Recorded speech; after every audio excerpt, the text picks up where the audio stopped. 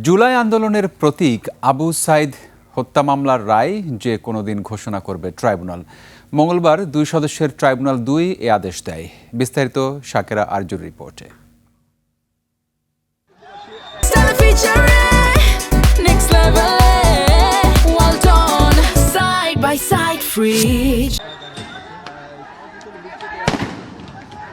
কোটা বিরোধী আন্দোলনে রংপুরে বেগম রোকেয়া বিশ্ববিদ্যালয়ের সামনে পুলিশের বন্দুকের নলের সামনে বুক চিতিয়ে দাঁড়িয়ে প্রতিবাদ করছিলেন আবু সাইদ। কয়েক ফুট দূর থেকে পুলিশের গুলিতে মাটিতে লুটিয়ে পড়েন তিনি। ওই দৃশ্য ছড়িয়ে পড়ার পরই জুলাই আন্দোলনের স্ফুলিঙ্গের মতো ছড়িয়ে পড়ে সারা দেশে। ছাত্রদের আন্দোলন রূপ নেয় সব শ্রেণী পেশা মানুষের দুর্বার প্রতিবাদে। গত বছর ফেব্রুয়ারিতে আবু সাইদের পরিবারের পক্ষ থেকে ট্রাইব্যুনালে অভিযোগ দেয়া হয়। শুরু হয় তদন্ত। গত বছরের 24শে জুন প্রতিবেদন প্রসিকিউশনে জমা দেয় তদন্ত সংস্থা।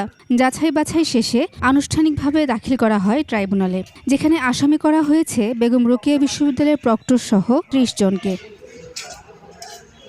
এ মামলায় প্রসিকিউশনের 25 জন সাক্ষ্য দেন। অভিযোগ প্রমাণ করতে পেরেছে উল্লেখ করে আসামিদের সর্বোচ্চ সাজা চেয়েছে প্রসিকিউশন। নিশ্চিদ্র প্রমাণ দ্বারা উপস্থাপন সক্ষম হয়েছি। যাদের বিরুদ্ধে আমরা অভিযোগ দায়ের করেছি তারা সকলেই মামলার সাথে সংশ্লিষ্ট, সকলের বিরুদ্ধেই অভিযোগ আমরা প্রমাণ করতে পেরেছি এবং আমরা আশা করছি যে মামলার রায় দ্রুত হবে, কারণ অনারেবল ট্রাইব্যুনাল এটা অপেক্ষমান তালিকায় রেখেছেন। তবে সব অস্বীকার করে নিজেদের নির্দোষ দাবি করে খালাস চেয়েছেন আসামি পক্ষের আইনজীবীরা। আসামিগণ খালাস পাইবেন, কারণটা হলো যে পৃথিবীতে একটা প্রিন্সিপাল আছে ক্রিমিনাল জুরিসপ্রুডেন্সে, যে একটি সন্দেহের উদ্রেক হইলেই 1000 আসামি ছাড়া পায়, কিন্তু একজন নিরপরাধ ব্যক্তি যেন শাস্তি না পায়। এদিন প্রসিকিউশন ও আসামি পক্ষের আইনজীবীরা আবু সাইদের মাথায় গুলি এবং ময়নাতদন্ত রিপোর্ট নিয়ে ভিন্ন মন্তব্য করেন।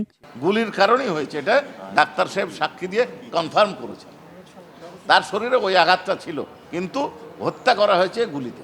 যেহেতু এখানে গুলির কোনো কার্তুজ জব্দ করা হয়নি, তাহলে আমরা কি সিদ্ধান্তে আসব যে তাহলে তার দেহে কোনো গুলি পাওয়া যায়নি, অথবা এই যে এমন মেকানিজমে অটোপসি করা হয়েছে, মানে ময়নাতদন্ত করা হয়েছে, যে ডাক্তার করেছেন তিনি সঠিক ময়নাতদন্ত করেননি।